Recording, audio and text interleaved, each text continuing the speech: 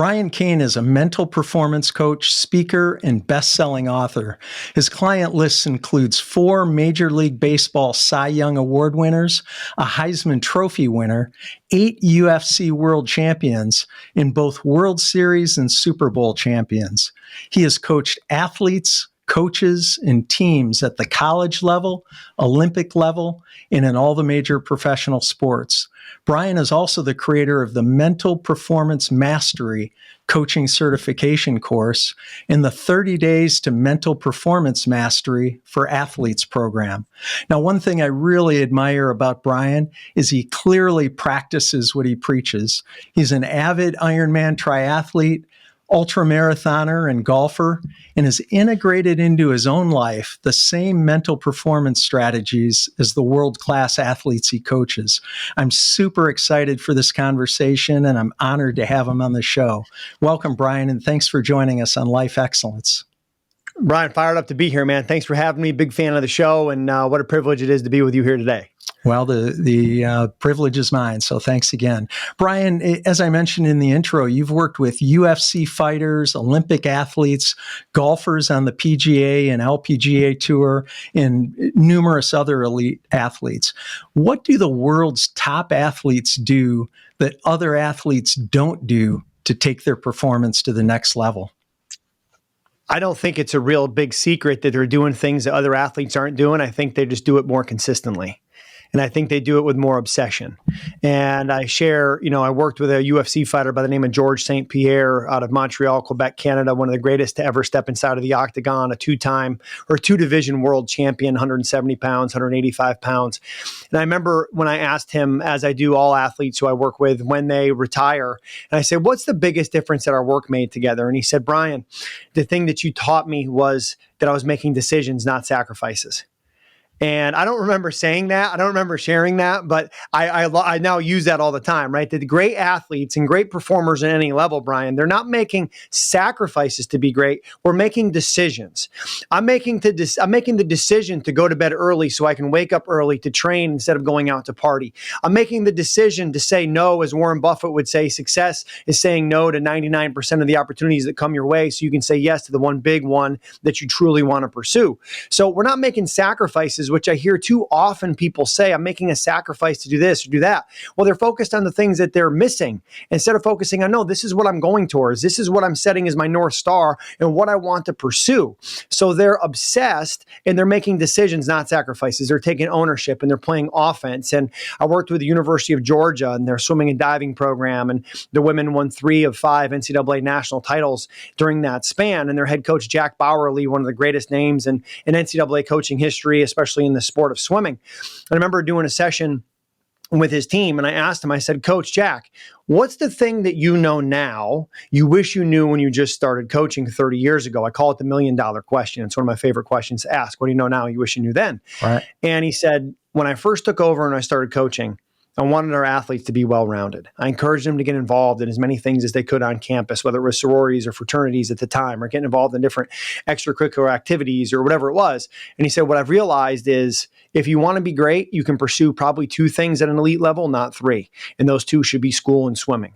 He goes, so they have to make a decision. Do they want to be world-class or do they want to be well-rounded? And I thought that was a pretty profound statement, but I found both of those things to be very true. Pursuing well-rounded, you do a lot of things well. Pursuing world-class, you do a few things at a world-class elite level. Yeah. So what I heard you say is focus and decisions. And it's interesting, the examples that you gave about the decisions that people make. And it's not just decisions on the field or in the octagon. It's decisions about how you live your life, right? I heard someone once said, how you do one thing is how you do everything. And so I think that consistency of decisions too, that support where it is that those elite athletes want to go.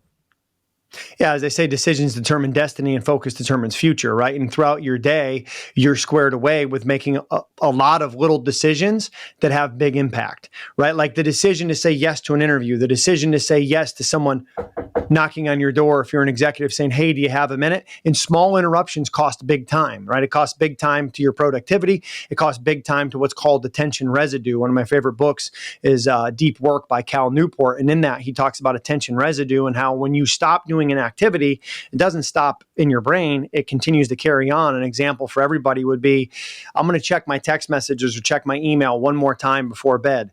You open it up, and there's something where now you have to make a decision on, and you go, oh, I'll decide on that tomorrow. But when you put the phone down and you lay in bed, it's constantly inside of your head. We call that decision fatigue and attention residue, right? I get fatigued making decisions all day, and I have this residue of attention from things I'm looking at. And the way our world works for now is there's so many inputs, you really have to safeguard against your energy and attention. And part of the way that we do that is creating routines and habits, right? So I create routines and I create habits so I can turn over a majority of what I do to autopilot. It's why 95% of the clothes that I own are black, because what am I going to wear that day? Something black. Right? It's something that I learned from studying Steve Jobs. He was always going to wear jeans and a turtleneck. Mark Zuckerberg, always going to wear a gray shirt. So when you look at those little decisions, how many decisions can I turn over to autopilot so that I can have more time, energy, and bandwidth to focus on what's truly important? Yeah, that's great. The mental aspect of performance coaching is fascinating to me because I know how important it is to success. And you've given so many examples just in our short time already. And it's not just with athletes, as you pointed out. How did you get into the business, and what inspired you to become a mental performance coach? Yeah, well, it goes back to, when I was a high school athlete in Massachusetts. I grew up in a small town, Williamstown, Massachusetts, and played football, basketball, and baseball. And it was like being the best snowboarder in Mexico, right? When you succeed in a small town, your population, your sample size is not accurate. So, you think you're really good. And I had a football coach who was really influential in my life, and influential in that he believed in me, and influential that he was doing mental performance coaching before it was even known it was a thing. It was just a quote of the day that he would hang up on the practice plan. And he would always, before practice, call on somebody to talk about what the quote of the day was. And being a quarterback of the team and a captain of the team and a 3-year starter, I got called on frequently. And I think he knew that I needed that because I had come from somewhat of a broken home. I had a brother that was an alcoholic and, came from a challenged background, relatively speaking. And that was something that really gravitated towards me. So I was into mental performance at that time before I knew it was a thing. And when I went to the University of Vermont to play college baseball, I became college baseball's biggest failure. I went in there as a pitcher. I had a great work ethic, had a great attitude, was coachable.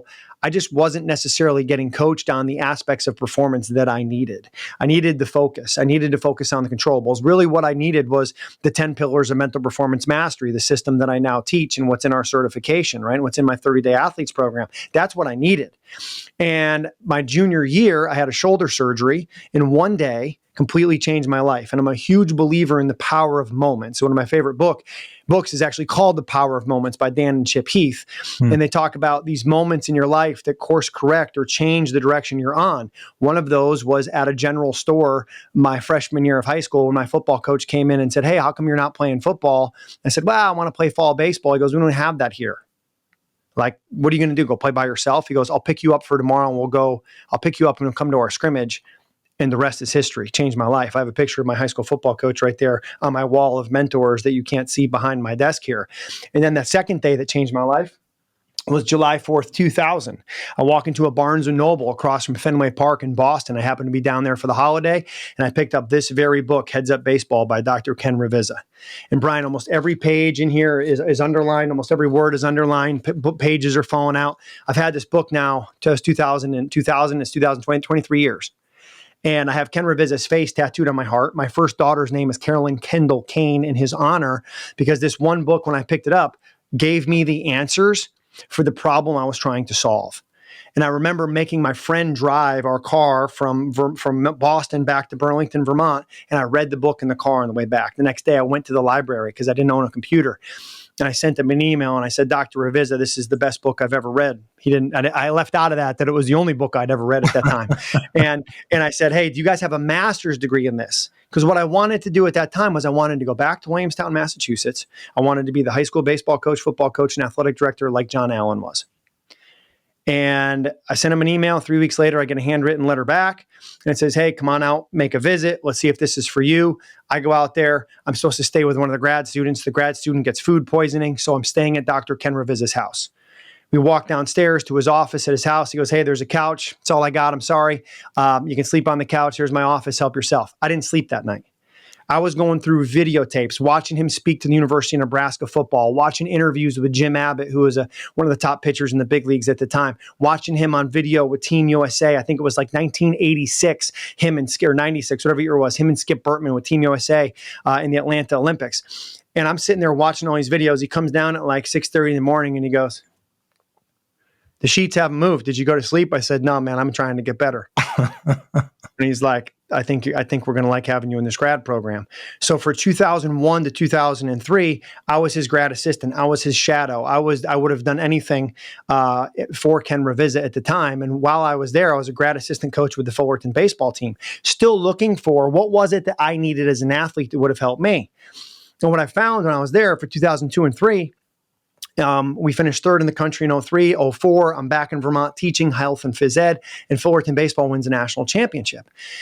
And as the baseball coach, when you win the college baseball national championship, you kick off the national convention. So the national championship is in June. The convention is in January. George Horton, the head coach at Cal State Fullerton, who I had worked for those 2 years, is now the speaker because they win it all in 04. And he says, if we had used the mental game and Ken Revisa in 2001 and 2003, as much as we did in 2004, we'd probably have another national title. And he went on for 40 minutes of his keynote speech to talk about the difference that the mental game made. And at that point, right, when they win the national title, his pitching coach, Dave Serrano, goes to become the head coach at UC Irvine. And Dave calls me in Vermont and says, "Hey, Brian, I know you're no longer a high school teacher," which I was for the 1 year. "You became an athletic director. Do you have any flexibility in your schedule to be able to come out and work with our team?" So I'm flying from Vermont to Southern California once a month, leaving Friday sometime on like the latest flight, get there all day Saturday, all day Sunday, red eye back, driving 2 hours back to the school, going in the office on Monday. I could keep up that pace. And that experience was exactly what I needed to get into the trenches for sports psychology. At that time, I didn't think I could do sports psychology full-time. I didn't think I could be a full-time mental performance coach. And then, as all good marketing is, word of mouth, Irvine has success, and Dave Serrano is on the Team USA baseball staff with the coach at Vanderbilt and the coach at TCU. So my first 3 teams, Irvine, Vanderbilt, TCU. Vanderbilt has a pitcher named David Price, who's the first pick in the draft, has won a Cy Young. TCU has a pitcher named Jake Arrieta, who won a Cy Young, as 2 of the best pitchers in baseball. And at that time, I start working with a UFC fighter that trains in Montreal with George St. Pierre. You pick up George St. Pierre, it'd be like your first client in football being Tom Brady. Right. And next thing you know, it starts compounding. And, I have a decision to make where I'm, 60 hours a week, 70 hours a week as a high school athletic director, gone 40 or 45 weekends a year doing this work on the side. And finally got to a point where I'm like, I got to make a decision. What do I really want to do here? And I loved being a high school AD. I've just never had a bad day being a mental performance coach. And I went all in on the mental performance coaching route in 2011 and have been doing that full time ever since. And it feels like yesterday, and that was 12 years ago. So, I got into it selfishly because I went looking for answers to solve my own problems as an athlete to close the chapter on that book. And what I found is that it's the missing link in athletic performance. And if I'm working with 8 UFC World Champions, a Heisman Trophy winner, Cy Young Award winners, or CEOs, the biggest gap in elite level performance is mental performance. And what we've identified, Brian, is that there are 10 fundamental skills that when you train, they give you the skill set of mental toughness. So if people are taking notes and following us here, what I do as a mental performance coach is not different. It's very similar to what a position-specific coach would do or to what a strength and conditioning coach would do. I give my clients drills, things to do to get better, training, whether they be an executive, a coach, an athlete, whatever it is. I give them drills to develop 10 skills. And when we combine those 10 skills, it's the mental toughness skill set. Those 10 skills: mindset, motivation and commitment, focus and awareness, self-control and discipline, process over outcome, meditation and mental imagery, routines and habits of excellence, time management and organization, leadership and the right culture. The first 8 are really individual-based skills. And the last 2, leadership and culture, can be individual, but they're much more organizational when you're talking about working with a team or an organization trying to pursue a collective goal. So what I found in 20 years of obsession in doing this work is it doesn't matter the age, it doesn't matter the level, it doesn't matter where in the world, it doesn't matter how competitive, those 10 skills are what give you the best chance to win in the mental game. Yeah, one of the things that really surprises me is how much top athletes struggle with just what you're talking about, what I call the head issues. Whether it's a golfer on the PGA Tour who's leading for 3 days of a tournament and then just completely blows it on Sunday, or a designated hitter in baseball who goes, 0 for 12 in the playoffs, or most recently a top tennis player threatening to quit the game because she doesn't think she's good enough to compete in the majors and she's in the top 10 in the world. It just surprises me that athletes with so much talent, those elite athletes at the top of their profession, struggle just as much or maybe even more than the rest of us in the mental performance stuff. What are the dynamics at play in those and similar situations that you run into?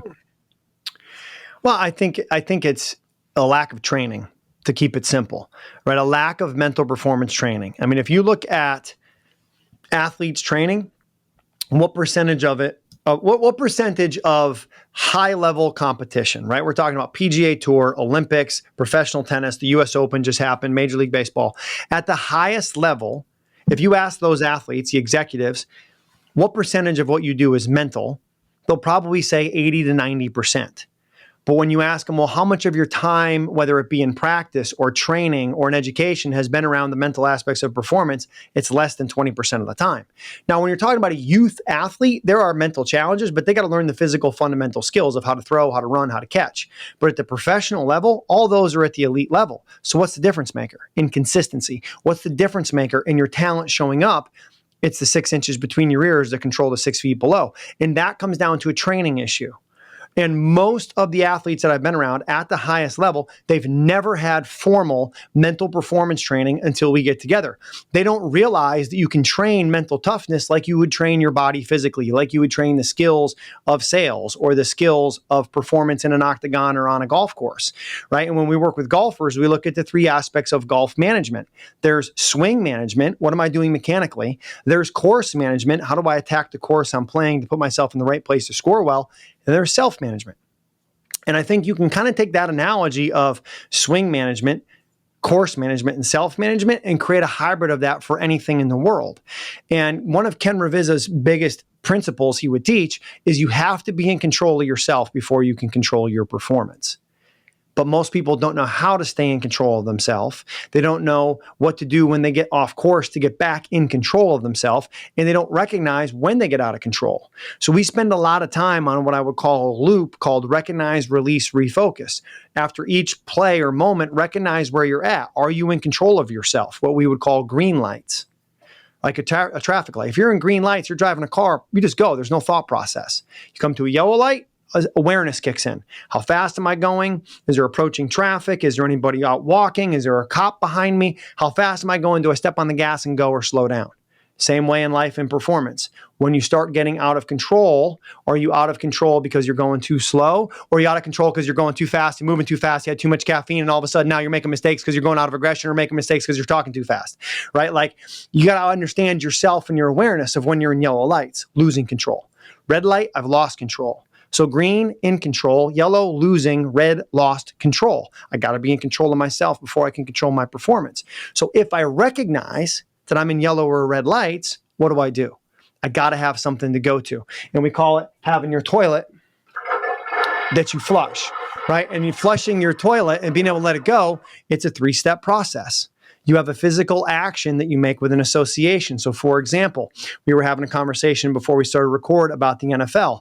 And if you watch certain players, one of the things you might see is clap and clear. They might clap their hands, wipe their chest to clear it away. A wide receiver with the Denver Broncos, Cortland Sutton, you'll see him do that. If he misses a block or misses a pass, clap, wipe, deep breath, and you would hear him out loud say, next play. So that 3-step process, physical action with association, deep breath, and a verbal trigger to pull me back to the present moment like an anchor, a verbal anchor that I dropped that says, okay, I'm in the middle of a storm. I want to stay right here where my feet are.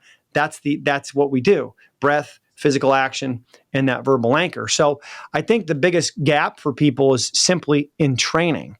because there's not a lot of people that are doing training. And that's what's so exciting about our community that we're creating in honor really of Ken Ravizza. I started working on the certification the day that he passed away, because I said, I need to shift from me being on the front line working with athletes and coaches to going maybe up a level in terms of coaching coaches to be able to go out and do mental performance work. Because my biggest goal and my mission in life, what I want written on my gravestone, is educated, empowered, and energized other people to be their best through living and teaching the 10 pillars. Well, every time I do a one-to-one interaction with an athlete, one person's getting better. But if I have a chance to sit down with you on your podcast or have a chance to work with a coach, that coach hopefully walks away with some skill set to be able to then impact everybody for the rest of their career.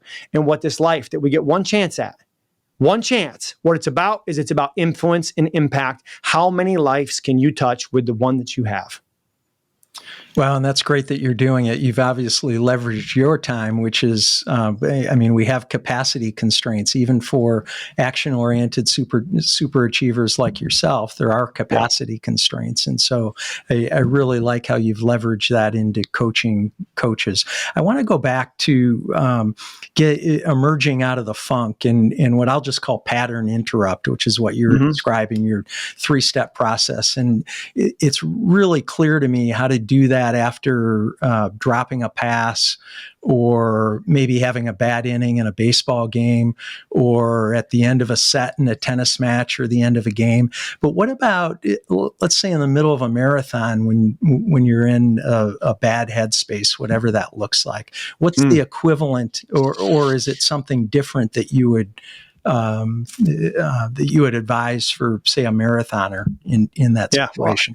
Well, I'm glad you asked, because I ran a marathon yesterday. So my 45th birthday, we did 45K for my 45th birthday. My friend called them Canadian miles, right? But it was about 28 miles. And so as you're doing that, we're out there on this trail getting crushed. It took 9 hours to run this thing, very, very much elevation, about 5,000 feet of elevation gain. And as we're out there doing this, the entire time you're riding the roller coaster of I feel good, I feel terrible, I love this, I hate this, right? That's life. And I mean, before we even started, I'm in the starting gate, and I'm like, I got a hamstring cramp. This is going to be interesting, right? As we're getting ready to go. So when you're out there and you have those moments where you want to quit, it hurts, it's not fun, why am I doing this? I think you got to do 2 things. And I've learned this through the ultra endurance, whether it's Ironmans, whether it's the 100-mile ultra endurance event that I've done, is talk to yourself, don't listen. Like, it's going to suck. You're going to get crushed. If you go into it with an ego or too much confidence going, I'm going to crush this, I think you have to go into it and respect the event and respect the humility, have the humility to go, this is going to suck. And I have enough tools to be able to handle it. So, when you get in there and it starts to hurt, you talk to yourself. And what I would do is shrink the course, right? I'd say, okay, I'm at mile 2 and I want to quit yesterday. I don't have to go another 26 miles. I have to get to that tree that's about 100 yards in front of me. So that's one strategy, shrink the course. Just what's the next thing I need to do? Do that. And that's analogy for life. You're not writing the book, write the dedication. Yes. And then the second thing is stay external. And what I mean by external is the more energy you give, the more energy you have. So one of the guys who I was running with, who ironically the first 5 miles was like floating up the mountain. But after about 6 miles in, he was dry heaving for the next 20. So the roles switched about 6 miles in. I felt amazing after riding through the wave. And then it was like it shifted. So staying external is talking to the people who you're with. I would talk to everybody who I would pass or would pass me.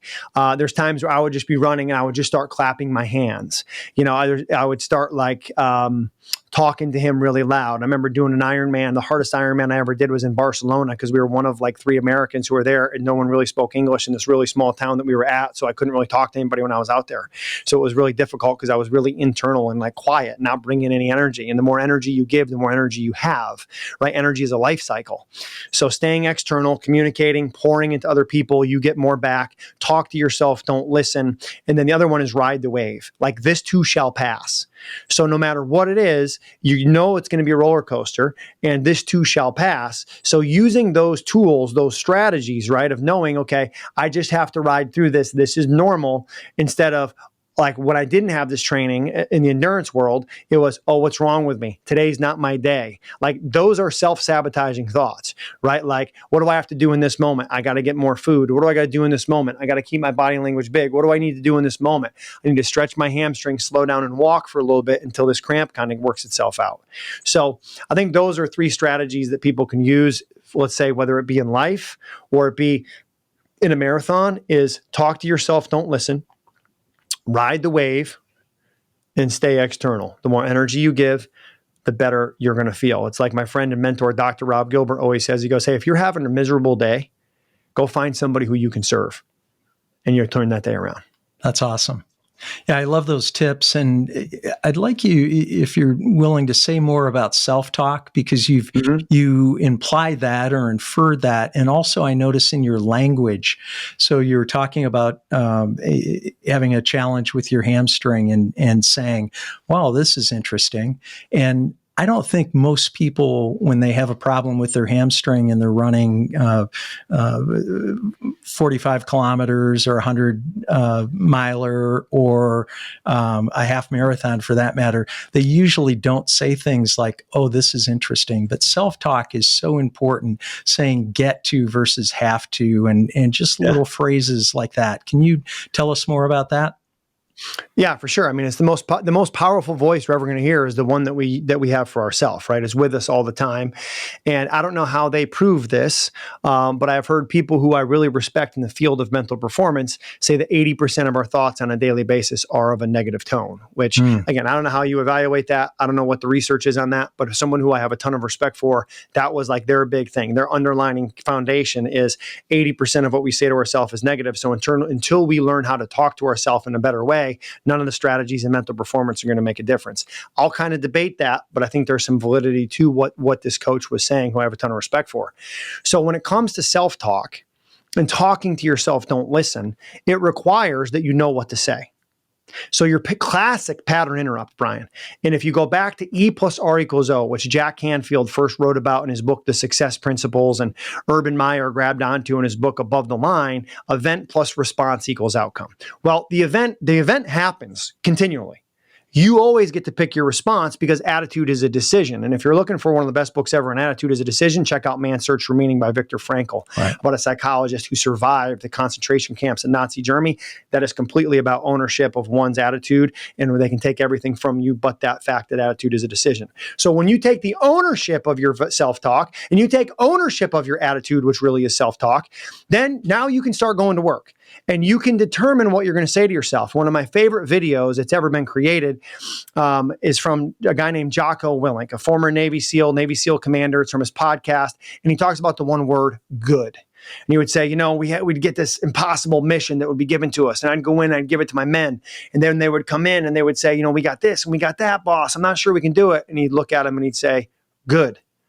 And then they're supposed to be getting these new night raid goggles and this different equipment, and it wouldn't show up by the time they're supposed to go on their mission. He'd say, good, we're already prepared with the equipment that we have. So everything that came down the pike that was a problem, he would simply say, good. Well, when I step back and think about it, Ken Ravizza, my mentor, used to always say, beautiful. We'd go down 4-0 in the first inning. Beautiful. Let's see how we respond. Beautiful. They think they got a lead. They're going to cave in and make some mistakes because they won't be as focused. Beautiful. Got them right where we want them. We're down 4-0 in the bottom of the first. He's saying beautiful. So it was a pattern interrupt. And from that pattern interrupt, now we move forward. Well, when we move forward with our self-talk, we have to know what we say. So for example, yesterday, hamstring cramp. Good. And I would say to my friend, light, smooth, easy, fast, baby. Let's go. And we must have said light, smooth, easy, fast 100 times when we were on the course. I remember, listening to Mark Devine, for another former Navy SEAL, his book, The Way of the SEAL. And he would talk about how when they were going through boot camp or Hell Week, right, 6 continuous days, 120 hours worth of training, very little sleep, if any, he would say, looking good, feeling good, I should be in Hollywood. And it was a mantra. And if I had $1 for every time I've been out somewhere getting it laid on me in an endurance event and said, looking good, feeling good, I should be in Hollywood, and started laughing, or once I had our first child, I would be out there and just going, man, Elmo put his dancing shoes on. I got my dancing shoes on. Let's go to work, right? Just little stupid things like that. but it takes you out of the moment and makes you laugh. And if you can laugh, you can take another step. So those are, knowing what to say becomes important. And what I'll often do with athletes is a couple strategies, or my clients is a couple strategies. I have them write down 3 affirmations. And then an affirmation being something like, looking good, feeling good, I should be in Hollywood. Light, smooth, easy, fast. The next step is all I need to take.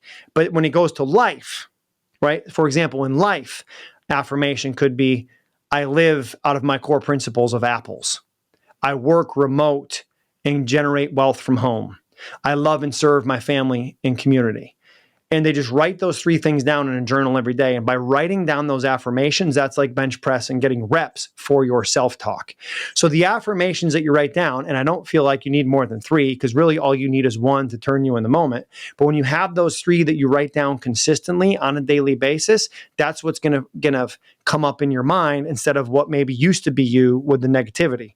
The other piece that I like a lot is what I call the 3 keys to keep it simple. My friend Sean Casey, who is a 10-year Major League Baseball player, lifetime 300 hitter. He's an analyst on the MLB network. And this year at the All-Star break, he gets hired by the New York Yankees as their hitting coach. He's the Major League Baseball hitting coach for the New York Yankees. And he would say that when he was playing his best, he would have 3 keys to keep it simple. It was see the ball, be easy, hammer it. That was it. And I'd say, Sean, how often did you change those? He's like, yeah, maybe twice. I'm like, twice like a year? He goes, oh, no, twice in my career. I go, so every time you walked to home plate, he would take an index card and he pulled it out. He showed me, he still has it at his house. He put it in his pocket before the game. It would say, see the ball, be easy, hammer it. And he had that card and he would like slap himself on his pocket, walk into home plate as an anchor trigger to remind himself, see the ball, be easy, hammer it. So I like self-talk with Brian, with the athletes or the clients I'm working with. Like if I ask you your birthday, month, date, and year, if somebody asked me that, 9/20/78. If somebody were to ask me my 3 affirmations, my 3 keys, I'd want to give them to them with that type of commitment and that type of speed because it's front of mind, right? So a process that I like to use with creating awareness around self-talk is what I would call 3 steps to ownership. I know it, I do it, I own it. So I'd say, I want you to write down your 3 affirmations and 3 keys so you know them. And then I want you to during training, find opportunities when it gets hard, where you come back to when it gets hard and you're looking down, you remind yourself, whether they're written on a water bottle, written on tape, written on your shoes, wherever you can see them physically, your 3 keys, your 3 affirmations. And when you know it, because you write it down every day, or I call you randomly and say, give me your 3 keys, give me your 3 affirmations. All right, have a good night. And I hang up and it's a 30-second phone call. If you know them and then you do it when you're training, you're going to be able to own it and use it when it gets really hard and uncomfortable during the competition. So those would be examples of self-talk. Another one that I really like is what I call the new narrative, right? We all have a narrative and a story that we tell ourselves. And what I often will do is have my clients write down the new narrative. And they literally write out a story about who they are with mindset shift, right? In terms of what they might have been in the past and who they are now. And then what I'll do is I'll make a personal commercial for them. I'll take a song that they like, usually instrumental, and I'll voice over what that audio is or what that personal commercial is, that self-talk, that new narrative. And they'll listen to it, when they're driving, they'll listen to it on a consistent basis. And they're just flooding themselves with the self-talk, who they want to be, what they're about, what they do, what they don't do anymore. Because and this is one of my favorite statements is the question of, is what I do in my life in alignment with what I want for my life? And if it's not, you're going to have a problem. You're going to have some internal conflict. Is what I do in my life in alignment with what I want for my life? Well, that implies that you know what you want for your life. And a lot of people don't, right? They just have their nose down and they're working so hard that they get to a place of success and they look up and they go, I'm not sure this is what I want to do. And then you have to kind of go to work on what's the meaning behind what you do? What's your intention? What is it you really want for your life? Which is a very difficult question for people to answer. That's all great stuff. I need to go back and listen to like the last 10, the whole show. And I really recommend that for our listeners and viewers. This is one, and I say this a lot, and it's because our guests are great and the content is great. But this particular show with mental performance coach Brian Cain, I strongly encourage you to go back and listen to this at least 3 times and put this stuff into action because it absolutely works. This is simple, it's easy to do, and it's going to make a profound difference in your life. Brian, I know you work primarily with athletes and in the sports domain. How is mental performance different for an elite athlete than, say, a C-level executive or a business owner? And what are some of the commonalities regardless of profession? Yeah, it's not that different. The biggest difference is, as a baseball player, you walk out and 45,000 people see what you do every day, and then they can post their opinion on social media. And if you don't have the behavioral system in place to not look at that, that can have a negative impact on you. And as I share with people all the time, like, if you believe what you read when they're telling you how great you are, you're going to believe what they tell you when you need to get out of town too. So, I think that's one of the biggest fundamental differences, that the CEO, C-level suite executive, like, it's what they do every day is not as public as what athletes are doing every day. So that's one aspect of trying to bulletproof the athlete from the opinions of others and what other people will say and what other people think, because it's really irrelevant. And I don't think you have to look any further than what Deion Sanders is doing at Colorado right now to realize that other people's opinion really shouldn't have any impact on how you go about doing what you're doing when you believe in what you're doing. Now, the commonalities are: there's pressure, there's time demands, and the margin for error is small and the competition is fierce. So it just depends on, it depends on, the bigger your goal, the tighter your system needs to be. Like, if you're trying to make $100,000 a year versus you're trying to make, $10 million a year, like, that's a lot different structure. It's no different than, like, if I'm trying to make it to the big leagues, that's a lot different than I'm the guy who's trying to have a 15-year career and end up in the Hall of Fame. So it starts with, what's the end result goal that I'm looking for? And then the bigger your goal, the tighter your calendar needs to be. So I think one of the things that's consistent across all performers, C-suite executives, athletes, is there's a lot of demands on you. And until you start playing offense by time blocking your day, you're going to be chasing your day most days. You're going to feel like you're playing defense. You're going to feel like you're getting pulled like Gumby instead of playing offense and you dictating the day. And one of the concepts that I share, I've got 2 corporate engagements out here in Arizona in the next month, and they're both built around one concept. And a lot of my training with the athletes I work with is built around one concept. Now, that one concept is like a spider's web that has a million things that can come off of it. But I'll share with you that one concept. I call it the 4-step personal development program, or 4-step personal development formula. And it's: set your intention, schedule it, measure it, reflect, and refocus. So let me unpack these. The first one: set your intention. What do you really want? What do you want for your personal? What do you want for your professional? And we call it an MVP process. Mission: what's your gravestone? Vision: what do you want for your life? Principles: how are you going to show up every day? I'm working with a UFC fighter by the name of Vitor Belfort, one of the greatest of all time, Hall of Famer. I remember sitting with him in the Mandalay Bay as he's cutting weight in a sauna, getting ready for his title fight against a guy named Chris Weidman. And he's 38 years old at the time, 18 years old when he wins his first UFC title. Came over from Brazil, spoke hardly any English, and goes home a UFC champion. And I said, Vitor, what is it you know now at 38 you go back and tell the 18-year-old Vitor? And he said, Brian, the biggest difference that I go back and tell the younger version of Vitor is the difference between being a boy and being a man. He says, a boy lives out of preference. A man lives out of principle. Not a lot different than what Mac Brown, the football coach at North Carolina now, who won a national championship at Texas, shared with me when I asked him the $1 million question. He said, you got to have fun. If it's not having fun, you're doing something wrong. He said, second thing you got to do is you got to stick to your core principles. Same thing as Vitor. He said, number 3, you got to sail the right ships. I said, Coach Brown, what do you mean by sail the right ships? He said, you got to invest in leadership. You got to invest in relationship if you want to win championship. So back to the 4-step player development formula, personal development formula. Number 1, what's your intention? What do you want? What do you want for yourself personally, professionally? What's your mission you want on your gravestone? What's the vision, the resume you want to accomplish in your career? What do we do in the next 90 days? That's a whole training in itself. The second step, schedule it. And gets into time blocks. Like, we only got 168 hours in a day. That's the one thing that's the same for all these high-level achievers. In a week, thank you. Yeah, in a week, exactly. I wish there was 168 hours in a day, right? Me too. But when you look at these high-level achievers, the one thing they do, and I picked this up from Gary Keller in his book, The One Thing, is he says the success habit of his highest producing real estate agents is time blocking. Yeah. right? So what we start doing, we start time blocking, and it's really quite simple. PM routine to get ready to sleep, AM routine, fitness block when you're investing in yourself with energy, work blocks, and then you have like your family and other things that you like to do, but everything has a block. So if I could show you my schedule, my entire 168 hours in the week is all timed out and where it's going. And then I track how much time is in family, how much time is in deep work, how much time is in exercise, how much time is in podcasting or article writing, how much time is in coaching. So I'm able to track all that to see is what I'm doing with my life in alignment with what I want for my life. Step 3, checklist, right? Measure it.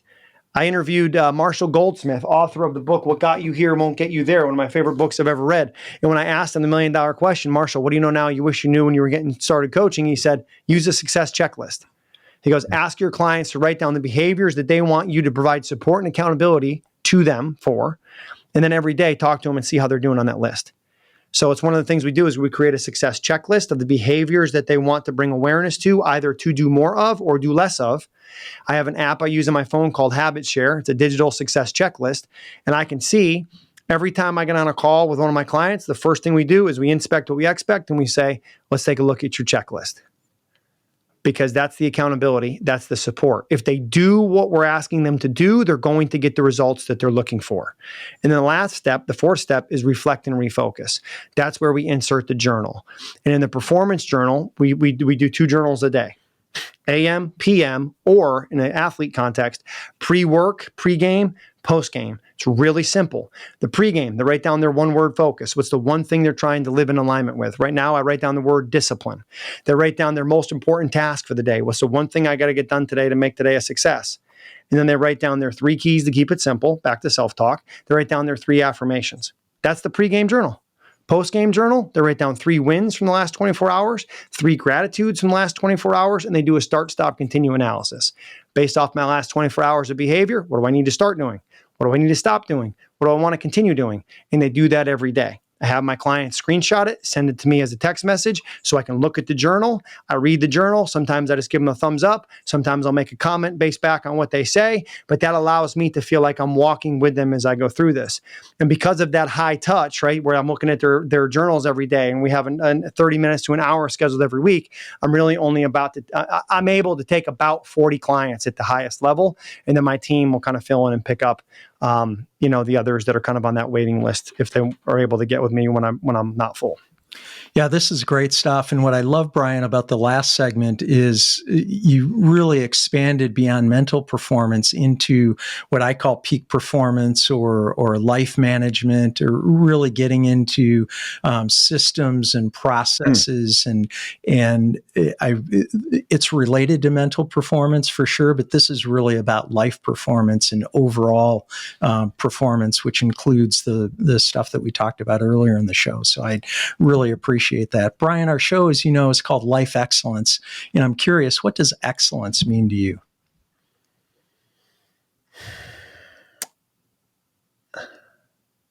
Is what I do in my life in alignment with what I want for my life.